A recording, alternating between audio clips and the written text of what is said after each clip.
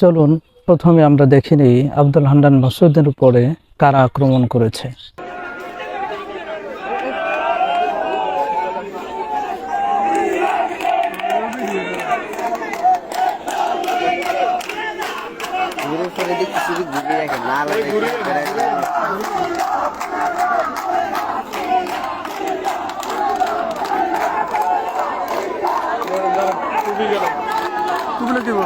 এই ফুটেজে আপনারা স্পষ্ট দেখতে পাচ্ছেন যে এখানে স্লোগান দেওয়া হয়েছে যখন আব্দুল হান্নান মাসুদের প্রতি অ্যাটাক করা হয়, এবং তখন তাদের স্লোগান ছিল যে জিয়ার সৈনিকরা জেগে ওঠো। এরকম স্লোগান দিয়ে আব্দুল হান্নান মাসুদের উপরে অ্যাটাক করা হয়, এবং সেই অ্যাটাকের ফলে ওনার যে মাথা আছে সেটা বেশ গুরুতর আহত হয়, এবং আরও অনেকে যারা ছিলেন তারা আহত হয়। এখন এখানে আমার একটা কথা, সেই কথাটি হচ্ছে যে পূর্ববর্তী সময়ে আমরা দেখতাম যে ছাত্রলীগ তারা যখন কারো ওপর অ্যাটাক করতো তখন তারা জয় বাংলা জয় বঙ্গবন্ধু বলে অ্যাটাক করতো। এখন এসে আবার বাংলাদেশ জাতীয়তাবাদী দল তারা যখন বিপ্লবী নেতাদের উপরে অ্যাটাক করে তখন তারা বলে যে জিয়ার সৈনিকরা জেগে ওঠো। সো আসলে এটার ভিতরে এই আওয়ামী লীগ এবং বিএনপির ভিতরে পার্থক্যটা কোথায়? অনেক পলিটিক্যাল পার্টির লোকজন, পলিটিশিয়ান, তারা বলেছে যে আসলে আওয়ামী লীগ এবং বিএনপির ভিতরে ন্যূনতম কোনো পার্থক্য নেই, এই দুইটা দল সেম। এটা হচ্ছে প্রথম বিষয়। দ্বিতীয় বিষয়ে আমি আলোচনা করব যে কেন তার উপরে অ্যাটাক করা হয়েছে।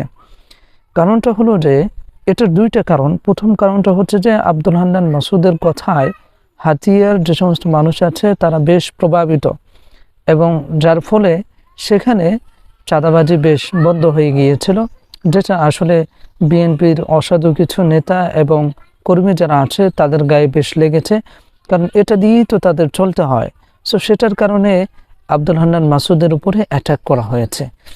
দ্বিতীয় আরেকটা কারণ, সেটাকে আমি মনে করি যে one of the biggest reason তার উপরে অ্যাটাক করার, সেটা হচ্ছে যে আব্দুল হান্নান মাসুদ যেভাবে পুরো বাংলাদেশে জনপ্রিয়তা পেয়েছে, শুধুমাত্র বাংলাদেশে না, হাতিয়াতে যেভাবে জনপ্রিয়তা পেয়েছে এবং হাতিয়ার যে সমস্ত মানুষ আছে তারা তাকে যেভাবে পজিটিভলি অ্যাকসেপ্ট করেছে, দ্যাটস আনবিলিভেবল।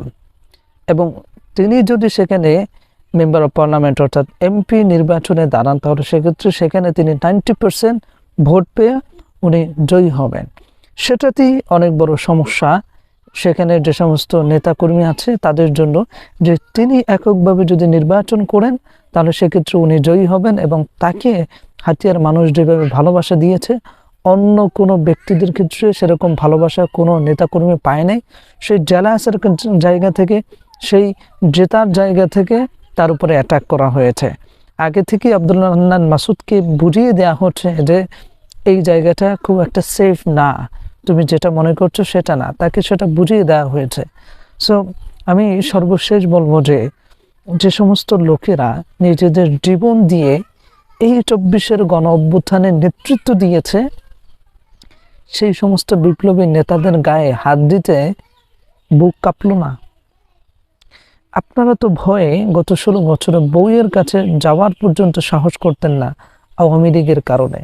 এখন যারা আপনাদেরকে আপনাদের বউয়ের কাছে যাওয়ার সুযোগ করে দিয়েছে, অন্ততপক্ষে চাঁদাবাজি করার সুযোগ করে দিয়েছে, সেই বিপ্লবী নেতাদের গায়ে হাত দিতে আপনাদের বুক কাঁপল না? সর্বশেষ বলবো যে যেই দেশ, যেই মানুষ তারা বিপ্লবী নেতাদেরকে যথাযথ মূল্যায়ন করতে পারবে না, আগামীতে যখন ফ্যাসিস্ট হবে তখন এই বিপ্লবী নেতাও তৈরি হবে না। এটা হচ্ছে আমার লাস্ট কথা। So okay, that's it.